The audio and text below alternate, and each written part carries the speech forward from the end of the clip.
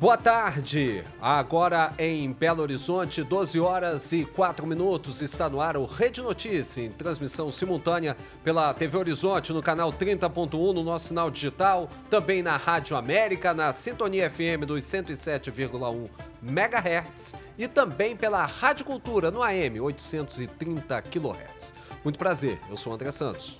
E eu sou Milene Alves, é um prazer estar na sua companhia. O Rede Notícia é um jornal dinâmico, rápido e informativo, feito especialmente para você. E todos os dias, e hoje não será diferente, eu quero chamar você, telespectador e ouvinte, para participar do nosso Rede Notícia. É muito fácil. É só mandar uma mensagem para a gente no WhatsApp, o Zap do Rede Notícia. O número está na sua tela, 31 996802910, 996802910. E nós queremos você também nas nossas redes sociais. Você pode acompanhar o Rede Notícia no YouTube, no nosso canal TV Horizonte Oficial e no Instagram, @TV Horizonte Oficial e @Rádio América Oficial. É claro que o assunto de hoje não poderia ser outro a não ser a abertura do conclave que vai definir o novo Papa, o novo líder dos cristãos em todo o mundo. Logo no início da manhã, os 133 cardeais que vão escolher o sucessor do Papa Francisco participaram da missa elegendo o pontífice. Segundo o Vaticano, mais de 5.000 pessoas participaram da celebração que abriu o conclave. E André, tem quase uma hora que os cardeais fizeram o juramento e começaram a primeira votação. Agora, a expectativa é que a fumaça saia da Capela Sistina anunciando o resultado dessa primeira votação. E essa talvez seja aí o grande quê da história. Já vamos ter o Papa escolhido nessa primeira votação ou não, né? O fato é que a gente já vai conversar. Já tem imagens agora ao vivo do Vaticano, no Vatican News, aí está ainda rolando esse processo de juramento. O juramento está acontecendo agora na Capela Sistina. Cada um dos cardeais que vão participar do conclave, eles fazem esse juramento. Então, são 133 cardeais passando ali, um a um, mão na Bíblia e fazendo o juramento. Juramento por quê? Porque, a partir de agora, eles se isolam completamente do mundo exterior, né? Vão ter celulares recolhidos, não vão ter mais nenhum tipo de contato. Aí é que vira realmente a chave, o conclave, né? Com chave eles entram, a Capela Sistina é fechada e aí, a partir daí, que começa a votação propriamente dita. Ali logo atrás, ó, a gente mostrando ali, pedir pro pessoal do Vatican News não cerrar minhas pernas, mas tá aí, ó, o Tagle aí, ó. Esse aí é um dos favoritos. Vamos conversar com o nosso repórter Leonardo Apolinari, que está lá ao vivo na redação da Rede Catedral. O Léo está acompanhando desde cedo, né, esse processo como um todo. E, Léo, hoje a missa que abriu o conclave chamou muita atenção, principalmente a fala do decano do Colégio Cardinalício, o cardeal Giovanni Battista Ré, que pediu luz para os cardeais que vão votar para escolher esse novo Papa. 12:07, boa tarde, Léo. Boa tarde, André, Milene, a todos que estão nos acompanhando. Pois é, hoje cedo, né, com a programação do conclave, teve a missa para o elegendo para um pontífice e quem presidiu foi o cardeal decano Giovanni Battista Ré. Ele citou durante a homilia o ato dos apóstolos, né, falando da questão de Jesus, quando estava juntamente com a Virgem Maria, fazendo uma relação de que lá do lado do altar da capela da Basílica de São Pedro tinha uma imagem de Maria, Mãe de Deus, e aí ele falou disso, a questão dos cardeais sejam iluminados pela Virgem Maria para fazer essa votação. Quem está na TV está acompanhando imagens ao vivo. O processo começou por volta de 11h15 da manhã. Os cardeais agora passam fazendo o juramento. Nós vimos agora há pouco, inclusive, um cardeal brasileiro, João Braz de Avis. Ele mora no Vaticano e foi a vez dele. Lembrando que esses cardeais, como se fosse um sorteio, sabe? Eles não é aleatoriamente, sentam como quer, do lado de quem quer. Tem todo um procedimento para que tudo isso seja organizado e seja feito certinho, tá? Então, hoje nós teremos então a famosa fumaça. Por volta das 14 horas, horário aqui do Brasil, sairá uma fumaça da chaminé. Fumaça preta ou fumaça branca, né? Aí nós vamos aguardar para ver. Fato é que os olhos do mundo estão voltados para o Vaticano. Já na fila ali eu já consigo visualizar o cardeal arcebispo do Rio de Janeiro, Dom Orani João Tempesta. Ele já está aproximando a vez dele de fazer esse juramento. O Vaticano também informou que foram instalados bloqueadores de celular. Os cardeais estão na Casa Santa Marta, já passaram essa última noite na Casa Santa Marta e eles não puderam levar celulares, apenas livros, roupas, coisas básicas para passar esse tempo, né? De quanto tempo vai durar o conclave? 2, 3 dias, mais dias, um dia só? Aí ninguém sabe. Agora um cardeal acaba de fazer o juramento, e vamos ver lá a imagem do Vatican News, eles vão cortar lá que vai ser um cardeal brasileiro. Eu não sei se a gente tem áudio dessas imagens. Se a gente tiver, a gente podia aumentar para a gente ouvir. Não, bom, infelizmente nós não temos, mas esse aí é o cardeal do Rio de Janeiro, um dos 7 cardeais brasileiros que votam nesse conclave. Você vê que ali eles põem a mão e ali do lado tem o que eles leem, o juramento que eles fazem. Do lado esquerdo ali deles tem o juramento que eles estão fazendo. E neste momento, então, esse é o processo mais demorado. Esse é o processo mais demorado do conclave, porque são 133, né? Então, o que faz demorar um pouquinho esse processo é esse juramento, onde os 133. Lembrando, seriam 135, mais 2 por motivos de saúde, não estão participando. Então, agora os 2/3 desce para 89 votos ao invés de 90. André? Ô, Léo, e é justamente por conta desse processo como um todo, né? A missa que teve mais cedo, depois, né, a procissão dos cardeais saindo em direção à Capela Sistina, e agora esse processo de eles estarem fazendo esse juramento, é por conta disso que hoje, nesse primeiro dia de conclave, só há uma votação, né? Exatamente. Hoje só há uma votação, um escrutínio, né, como eles dizem, e aí amanhã, não escolhendo hoje, óbvio, amanhã serão 2 no período da manhã e, se não escolherem, lógico, serão mais 2 no período da tarde. Amanhã, às 5h30 da manhã, no horário daqui do Brasil, é o fim da votação, vai ter uma fumaça, e às 7 horas da manhã, se não escolherem na primeira, das 5h30 da manhã, às 7 horas da manhã, fim da segunda votação. Se não houver uma escolha, um consenso desses 2/3, aí eles voltam para mais uma votação. Ao 12h30, horário de Brasília, termina a votação. Caso não cheguem a um acordo, às 14 horas vai ter mais uma. Caso não haja um Papa eleito, amanhã, novas votações devem ocorrer nos dias seguintes, sexta-feira, e assim vai. André? E aí, Léo, tem um outro detalhe, é que se acontecer votação hoje, votação amanhã e votação sexta, sem achar sem se decidir o novo Papa, no sábado os cardeais se retiram para um dia de orações e a votação só volta no domingo, não é isso, Léo? Isso mesmo. Só que assim, como eu disse que é muito assim, ninguém sabe o que vai acontecer, não tem um roteiro, né? Os cardeais estão em oração, e aí é a ação do Espírito Santo, como eles mesmos estão dizendo. Mas vale lembrar que o Vaticano também, ele divulgou imagens da sala onde o novo, caso escolha o novo Papa, ele vá antes de se apresentar para o povo, tá? É feita a escolha ali na Capela Sistina, é falado o nome do eleito, ele escolhe o nome dele que ele vai usar no pontificado, em seguida ele é levado para uma sala que é conhecida como Sala das Lágrimas. E lá já está tudo preparado tudo preparado nas roupas, na arara, já está tudo preparado na arara, as roupas. Então tem roupas de diversos tamanhos, porque a gente não sabe, né, quem vai ser eleito. Então o Vaticano já está preparado, o alfaiate oficial já fez as roupas, então está tudo preparado para que a qualquer momento seja escolhido o novo Papa.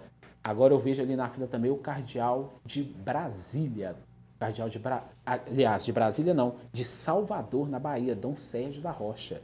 Já está também ali na fila e vai fazer daqui a pouquinho o juramento para iniciar as votações do conclave. Eu volto com vocês.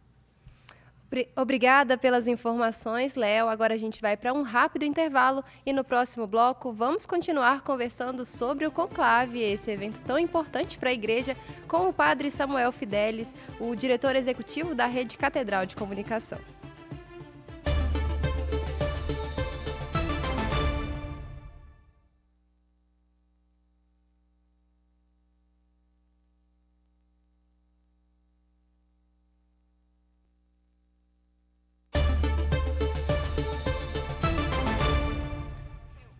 Estamos de volta agora, 12h18 em Belo Horizonte. Vamos voltar a falar sobre o conclave que escolherá o novo Papa a partir de hoje, né? Todo esse processo, depois todo o período de luto da igreja.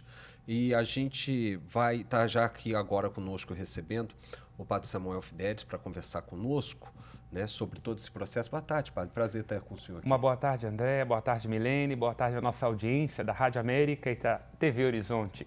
Sua bênção, primeiro notícia. Deus abençoe. Fortaleça. Um momento realmente de reflexão, de oração, um momento de confiar que Deus está tocando todo esse processo, à frente desse processo todo, né, padre? Um momento muito singular. O Papa se destacou, ou o Ministério Petrino, nesses dias de toda a pujança midiática, fica todo mundo muito curioso, como é que elege, como é que funciona, quem é o sucessor de Francisco, e é o momento em que, inclusive, os cardeais se dedicaram para pensar do ponto de vista político, das expectativas, do ponto de vista da orientação pastoral que se espera para esse sucessor de Pedro, sucessor de Francisco. Agora é um momento de mais tranquilidade e contemplação.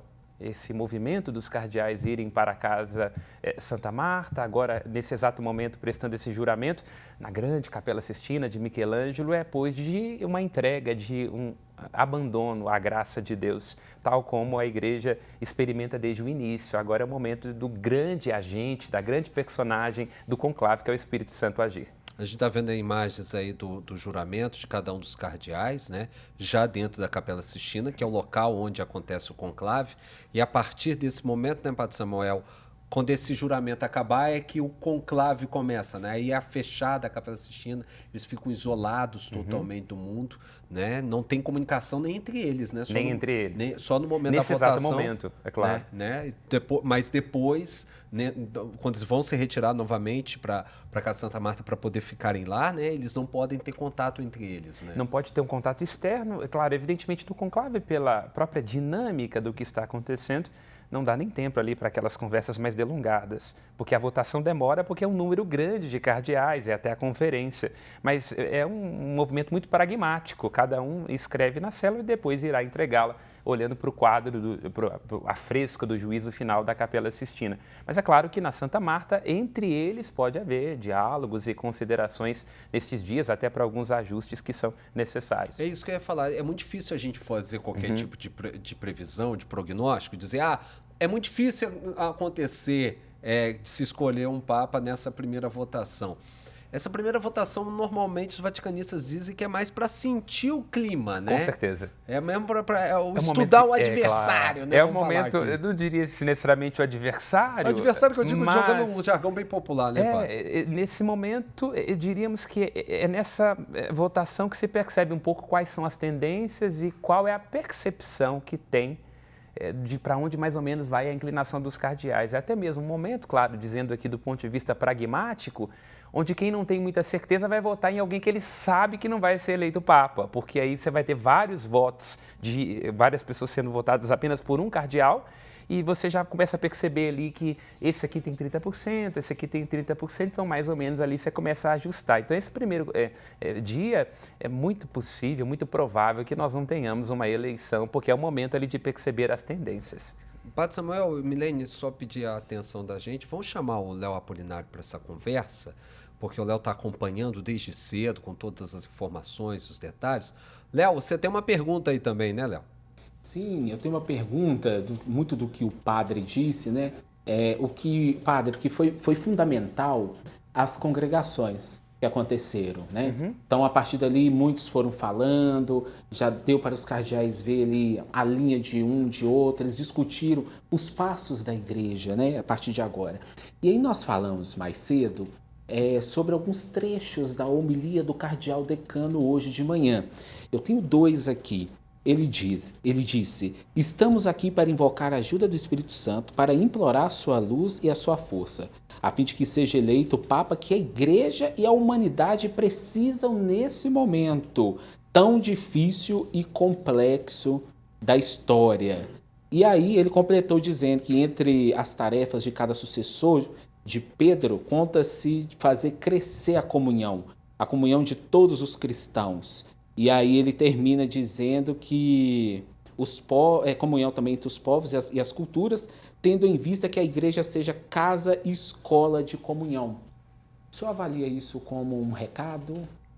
Com certeza, nesse momento, nos lábios do cardeal decano, sobretudo porque ele tem uma certa isenção, já que não participará do conclave, já tem 83 anos, há mais ou menos a apresentação em linhas gerais do que ele escutou e do que ele percebeu. Então, é sempre muito bom prestar atenção na homilia neste momento, porque ela já é, de alguma forma, uma espécie de spoiler do que está ali como percepção do Colégio dos Cardeais. E é bom isso que o Léo acaba de destacar, porque foram os pontos da homilia do Ré que mais me chamaram a atenção, porque ele vai o tempo todo articulando a homilia dele, igreja e mundo, a perspectiva espiritual e a perspectiva temporal, o que é o desenvolvimento tecnológico e a necessidade do encontro com Deus.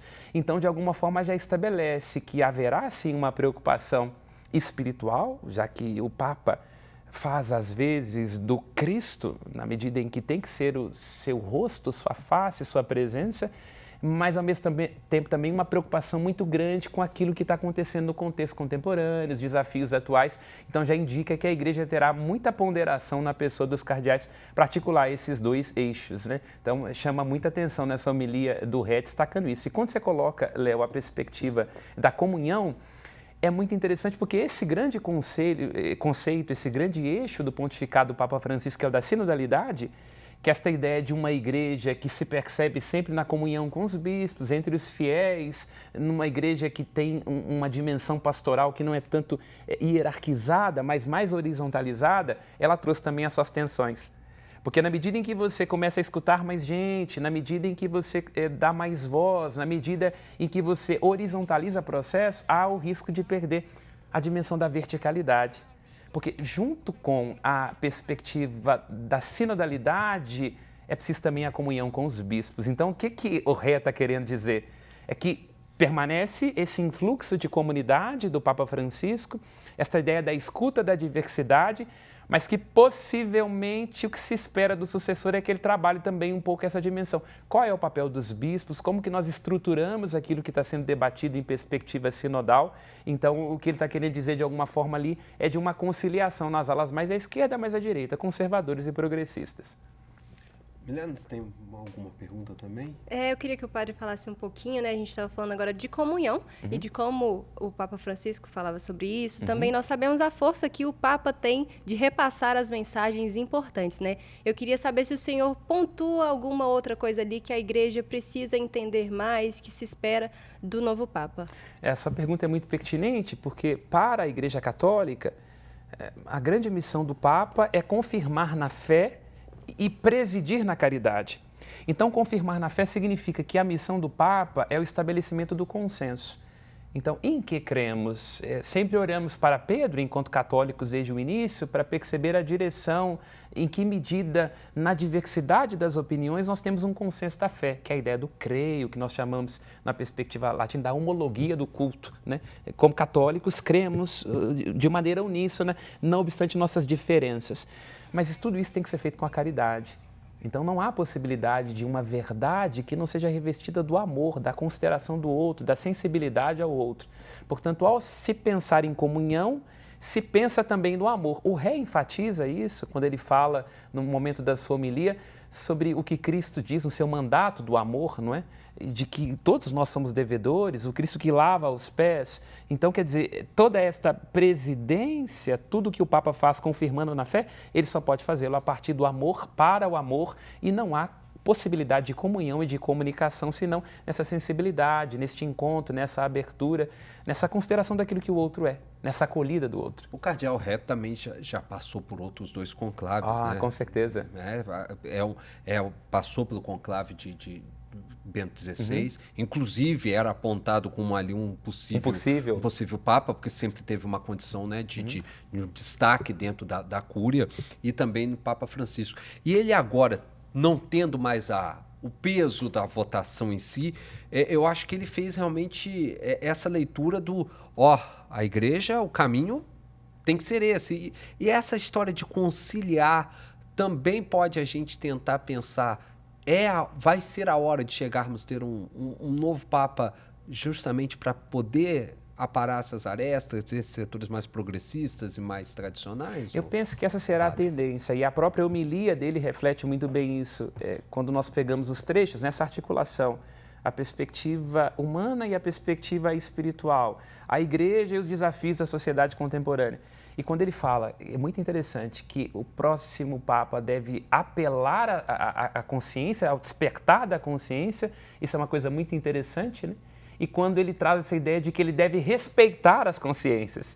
Então, olha para você que coisa interessante. Apelar à consciência queremos alguém como Francisco, cujo evangelho nos desconforta, que nos problematiza na nossa fidelidade, mas também no nosso encontro ao amor e à caridade, mas que também respeite consciência, porque o que passa pela cabeça de um conservador para que ele diga que a igreja deve ter um pouco mais de cuidado com a doutrina? E o que passa na cabeça também de um progressista quando ele diz, olha, se a gente não se atualizar, a gente vai vai se perder, a gente perde a capacidade de se comunicar. E aí o Parolin pode estar surgindo aí como um favorito, porque era justamente esse homem, conservador, quando Francisco chegou, mas acabou cooptado pelas ideias de Francisco, se tornando um grande defensor, mas sem abrir ali, né?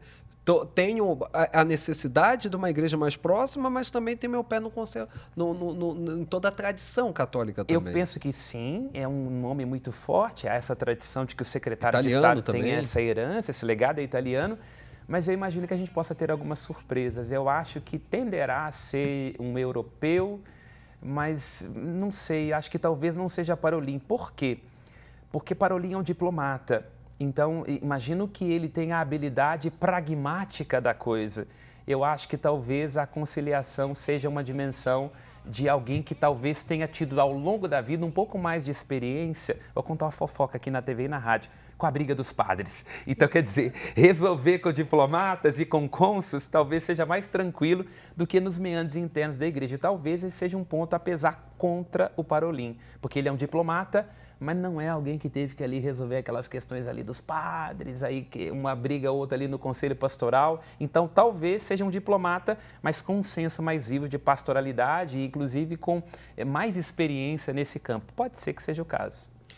A gente está nessa expectativa, mas não é só a gente aqui que está nessa expectativa, não. A gente hoje, Belo Horizonte, uma capital que tem muito o cristianismo católico muito aflorado, e nós vamos chamar agora a nossa repórter Elaine Grace, que ela está no centro de BH, Igreja de São José ao fundo, talvez uma das igrejas mais bonitas da nossa capital. E Hernani hoje conversou com fiéis que estão circulando por aí, e a expectativa que está na gente está em todo mundo, né, Hernani? Boa tarde. Boa tarde, André, Milene, a todos que nos acompanham no Rede Notícia. É isso mesmo, André. O clima é de apreensão e de expectativa, todos se perguntando, católicos do mundo inteiro, querendo saber quem vai ser o sucessor do Papa Francisco. Conversei com alguns fiéis que, inclusive, estão agora acompanhando a novena aqui na Igreja São José. Vamos ouvir juntos o que eles disseram.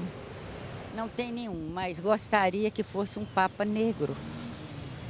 E peço ao Espírito Santo que ilumine, se for da vontade do céu. Eu espero que ele resgate a igreja. Eu acho que a igreja está precisando de um Papa assim que seja mais pastor, mais evangelizador. O mundo está perdido.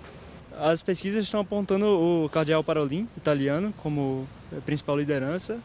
Eu só rezo para que quem seja eleito, de qualquer forma, seja conduzido pelo Espírito Santo. E eu espero que Deus ponha um bom Papa, como foi o Padre Francisco. Que seja da vontade do Deus vivo, que Ele sabe todas as coisas. Nossa Senhora Imaculada Conceição, Maria Santíssima, que protege todos, mas que escolha um bom Papa para a nossa vida, que seja um bom igual o Padre Francisco. Boa tarde também, Padre Samuel. Nós ouvimos aí, não é? A preocupação com o futuro da igreja é grande. Mas é grande também a esperança de que o novo líder traga as respostas aos desafios da humanidade e também da atualidade. Volto com vocês aí no estúdio. O Padre Samuel, obrigado, Erlane, pela entrada, pela informação. É um mundo, como a fiel ali, a irmã falou, né?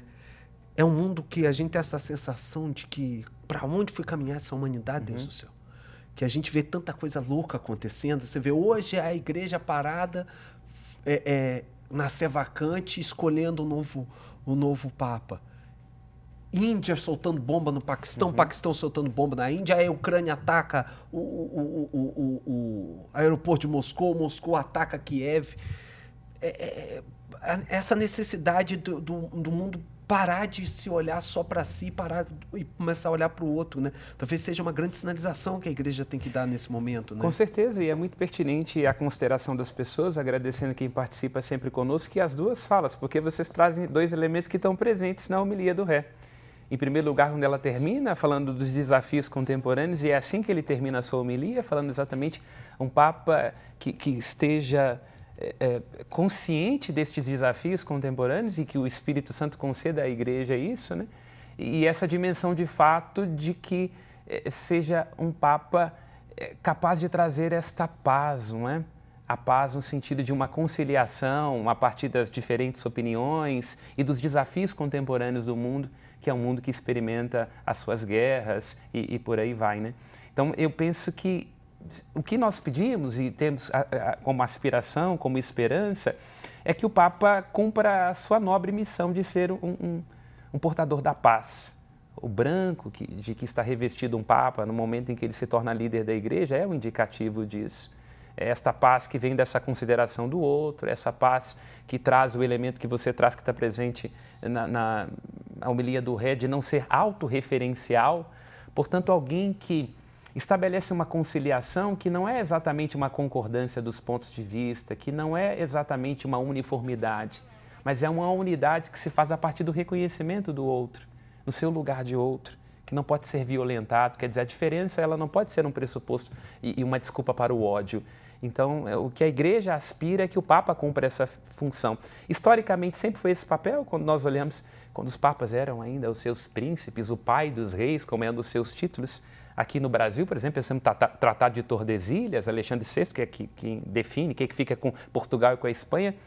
Mas hoje, vamos usar uma expressão chique, soft power, quer dizer, com poder que ele não é da arma, que ele não é da força. Quer dizer, Napoleão pergunta quantos soldados tem o Papa? Não é da ordem dos soldados, não é da ordem da imposição, não é da autoridade, não é da disputa, mas é de uma verdade que apela ao coração, de uma lucidez que ajuda a gente a perceber no contexto político, social e religioso, que aquilo que nos divide enquanto doutrina, enquanto divergência, é muito menor do que aquilo que nos une enquanto humanidade. Então, essa é uma missão profética do Papa. Nestes tempos de tanta diferença, de tanto ruído, de tanta autorreferencialidade, o Papa é um vínculo de unidade, o Papa é um sinal desta caridade, é um sinal de que a gente pode, mesmo não concordando sobre tudo, não ter que brigar tanto. Padre Samuel, mais uma vez, muito obrigado por o senhor estar aqui, rapidinho no seu tempo corrido, todos os compromissos. E agora a gente vai ficar esperando e acompanhando aqui. E se pintar fumaça branca, a gente laça de trás para dentro do estúdio. Pode ter certeza disso, agradeço pela oportunidade, parabenizando mais esse movimento muito bonito na Rede Catedral. E estamos juntos, vamos esperar aí a eleição do Santo Padre com muita esperança. Obrigado, Padre. Obrigado. Agora nós vamos para um intervalo rápido e nós voltamos para falar sobre os impactos mundiais da escolha de um novo Papa com o especialista em relações internacionais Vladimir Feijó. Continue ligado com a gente.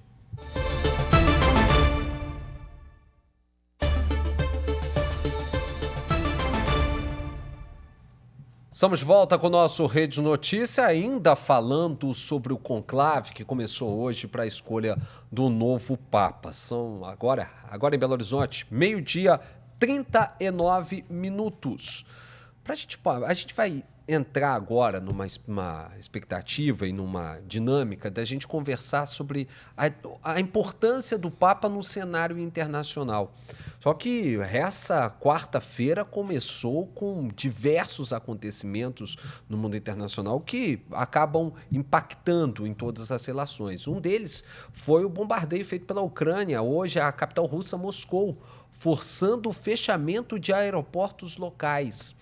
O ataque ocorre às vésperas da grande comemoração pelos 80 anos da vitória soviética sobre os nazistas durante a Segunda Guerra Mundial em 1945. As imagens dos estragos desse bombardeio lá em Kiev estão na tela. Os festejos estão previstos para esta sexta-feira, com a presença, inclusive, do presidente do Brasil, Luiz Inácio Lula da Silva, e do líder chinês Xi Jinping. Ambos estão a caminho da Rússia. Não se sabe ainda se haverá uma alteração de rota da comitiva brasileira rumo a Moscou. A delegação do país tinha previsão de pouso no Marrocos hoje às 10h30 da manhã, hora de Brasília, e embarque imediato para Moscou ao meio-dia. Hoje, de manhã, antes do início do conclave, os cardeais fizeram alguns pedidos especiais, né, Milena? Isso mesmo, eles pediram o fim da guerra, né, no mundo todo, que é esse pedido que nós temos. Esse conclave, né, que é o processo de escolher o novo Papa, começou hoje, e a escolha não impacta só a Igreja Católica, mas todo mundo. E é sobre isso que nós vamos falar agora com o especialista em relações internacionais, Vladimir Feijó, que comenta também esse ataque que nós acabamos de ver. Professor Vladimir, boa tarde. Obrigado por o senhor estar aqui. Claro, vamos assistir juntos justamente o que esses cardeais falaram hoje, logo no início, né, da missa, eles fazendo um pedido especial ao mundo pela paz na Ucrânia e também no Oriente Médio. Vamos ver? Os cardeais da Igreja Católica fizeram nesta terça-feira um apelo à paz na Ucrânia, Oriente Médio e muitas outras regiões do mundo em sua reunião preparatória antes do conclave para a eleição do novo Papa. Em uma declaração divulgada pela Santa Sé, os religiosos fizeram um apelo sincero a todas as partes envolvidas para que alcancem o mais rápido possível um cessar-fogo permanente e negociem sem condições prévias nem mais demoras a paz tão longamente desejada pelos povos envolvidos e pelo mundo inteiro. Os apelos para acabar com os conflitos no mundo foram uma constante durante o pontificado do Papa Francisco, que morreu no dia 21 de abril, aos 88 anos. Em sua última mensagem, por ocasião da tradicional bênção Urbi et Orbi na véspera da morte, o pontífice argentino denunciou a dramática e indigna crise humanitária em Gaza e pediu um cessar-fogo. Também apelou pela paz no Iêmen, Ucrânia e República Democrática do Congo. Nesta terça-feira, também foram anulados o Anel do Pescador e o selo de chumbo do Papa Francisco durante uma reunião da Congregação Geral dos Cardeais. Professor Feijó, a atuação do Papa como um agente mundial, ela é intrínseca ao próprio papel dele. Sempre teve. O próprio Padre Samuel falou aqui, né? Tratado de Tordesilhas, está falando lá do século XV, já tem um Papa definindo as coisas para o mundo. Só que isso ainda ficou ainda mais forte, principalmente depois de João Paulo II, processo de globalização e tudo isso. E aí, praticamente, nesse mundo globalizado, o Papa não tem como não se colocar nesses papéis e nesses lugares. Papa Francisco operava muito nesse tempo. O que a gente pode esperar que o novo Papa opere de que sentido? De que forma? Orientado mesmo, dando uma linha de seguimento ao do que o Francisco fez? Eu acredito que essa função de um Papa peregrino, que vai estar distante da Cúria Romana em parte do tempo, exatamente para se fazer presente em uma série de eventos regulares da Igreja, descentralizando tais encontros, mas também servindo de mediador diante povos cristãos, católicos, que desejam a presença da igreja como líder espiritual, chamando ao bom senso líderes mundanos, líderes políticos, que fazem pregação em favor da violência. Então, eu acho muito difícil, mesmo um Papa eleito, que tenha sido carreirista, por assim dizer, e a opção do colegiado de cardeais de tentar estruturar melhor essa relação entre a estrutura tradicional de muito poder na cúria e a estrutura sinodal que o Papa Francisco quis trazer, não vai ter como fugir a essa função cada vez mais de viajar pelo mundo. Eu acho que João Paulo II foi o primeiro a não usar a coroa, a usar uma simbologia muito mais espiritual do que exclusivamente burocrática da igreja. Então, dificilmente, já que uma das funções é expandir a fé católica, a gente pode esperar de um próximo Papa seguir na mesma linha. Professor Feijó, só te interrompendo, esse momento é um momento muito importante, acaba o momento do juramento de cada um dos cardeais e, neste momento, as portas da Capela Sistina serão fechadas. Vai literalmente começar o conclave que vai escolher o novo Papa. Um momento histórico, né? Agora, meio-dia e 45 minutos, hora do Brasil, 5 horas e 45 minutos, hora de Roma, porta sendo fechada neste momento. Agora começa de fato, às 5 horas e 46 minutos, hora do Vaticano, hora de Roma, meio-dia e 46 minutos, hora de Brasília, começa o conclave que vai escolher o próximo Papa. Essas possibilidades que a gente tem no mundo para hoje, para esse novo pontífice que começa a ser escolhido a partir de agora, qual é o maior impacto que ele pode vir? A gente está vendo até Donald Trump se movimentando nos bastidores, tentando forçar, trabalhar com lobby para a possibilidade do primeiro Papa norte-americano.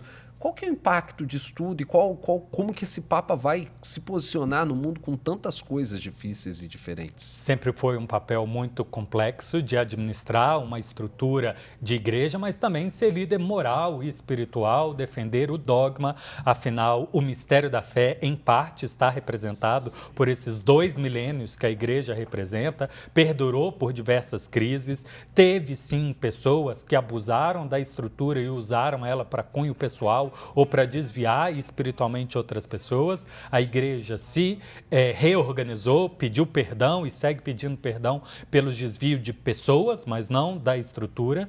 E a gente não pode negar que o papado houve diferenças, lideranças da igreja, mas a igreja é muito grande, então começam nos párocos, sobem aos bispos, sobem aos cardeais as preocupações mundanas, mas a igreja tem a sua grande preocupação de levar a mensagem de paz, a mensagem de amor e seguir querendo ampliar a sua presença de liderança. Portanto, qualquer pressão política que venha de fora, imagino eu que o Colégio de Cardeais não vai se deixar ceder e vai preocupar especialmente pela unidade da igreja e, em especial, a tentativa muito forte dos últimos papados de fazer com que aqueles que cindiram da igreja voltem para a estrutura dessa que deveria ser, desde o início, a única igreja cristã.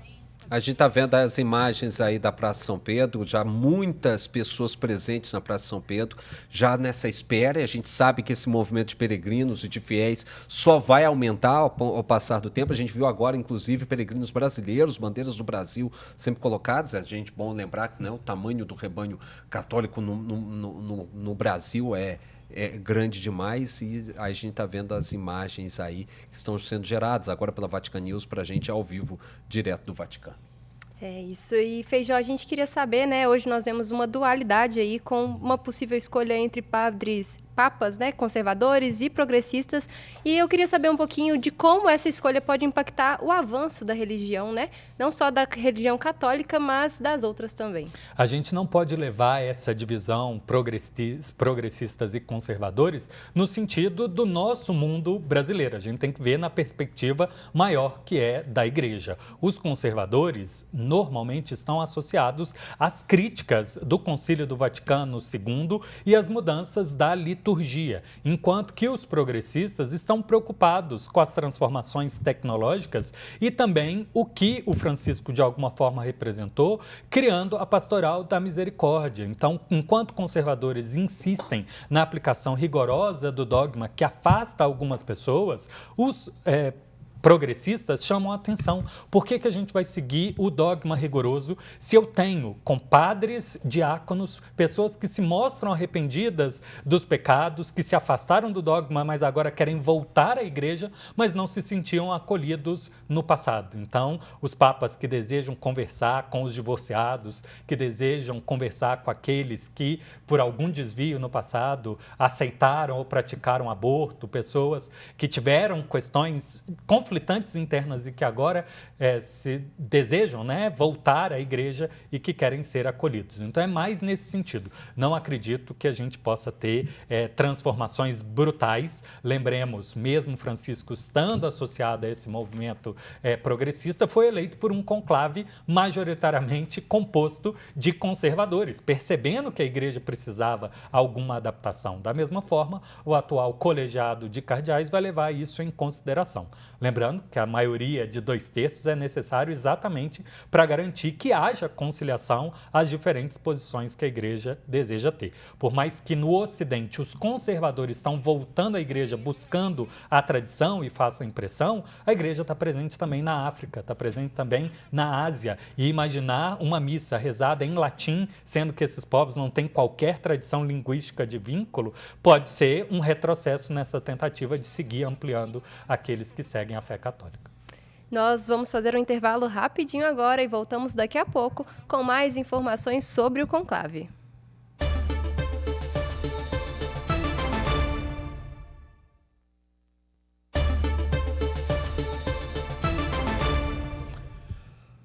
Estamos de volta com o nosso Rede Notícia desta quarta-feira especial com o início do conclave que vai escolher o sucessor do Papa Francisco. Agora em Belo Horizonte, 12h54. A gente recebe aqui nos estúdios da Rede Catedral, da TV Horizonte, da Rádio América e também da Rádio Cultura, o professor Vladimir Feijó, especialista em relações internacionais.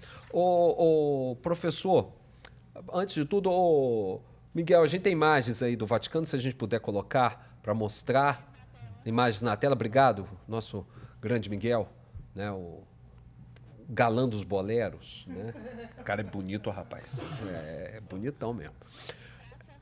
Praça de São Pedro, mostrando já com um grande número de fiéis, e não era para ser diferente. Muita gente na praça. O sol, um tempo muito bonito, um dia muito bonito, uma tarde muito bonita em Roma, já se encaminhando para o fim da tarde, mas é bom que a gente lembrar que lá nós estamos num tempo de primavera, então os dias são um pouco mais longos, E a expectativa, professor Feijó, é de uma... A gente estava falando aqui, tudo é especulação, A gente não tem como ser engenheiro de obra pronta, nem futurologista.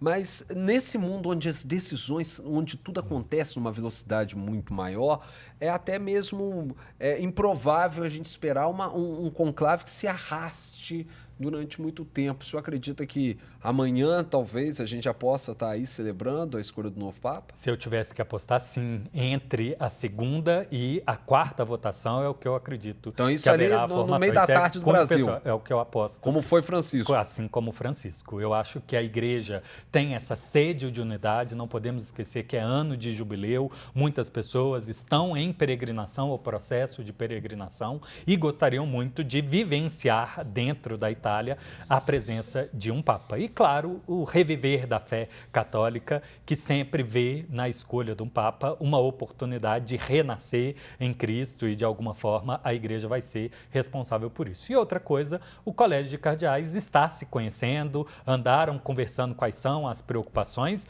e agora é apenas a identificação de que pessoa pode carregar essa imagem em nome de toda a Igreja. Lembrando, que o Papa Francisco foi mais um que trabalhou muito pelo diálogo intercultural de ocidentais com outros segmentos, de cristãos com outros segmentos, e a igreja anda muito preocupada em seguir no caminho de acolher de volta grupos cristãos que no passado se cindiram, se separaram da igreja e desejam voltar. A gente abriu a minha fala, né, na sua abertura, o elemento de Rússia e Ucrânia, só para citar e confirmar para quem não sabe, os ortodoxos ucranianos já fazem parte da unidade da Igreja Católica e a pretensão é, em curto prazo, quem sabe fazer que os ortodoxos russos também venham para a Igreja Católica. Então, se espera de um Papa mandar essa mensagem de paz, de unidade e fraternidade entre todos eles. E essas lideranças estão em lados completamente opostos, né? Porque o líder da Igreja Russa declarou apoio, inclusive, aos ataques que foram feitos por Vladimir Putin, né? Exato. Então, a importância da unidade é exatamente mostrar isso. Como que pessoas, líderes de religião, deixam se voltar para assuntos mundanos e estimulam uma prática diferente da fala de Cristo e de todo o acordo que fez. A fraternidade, o amor ao próximo é muito importante. Falando justamente sobre, né, esses conflitos e os pedidos de paz, o olhar especial para as guerras foi um destaque do Papa Francisco, né? E eu queria saber se é possível já entender se os cardeais mais cotados teriam essa mesma sensibilidade, assim.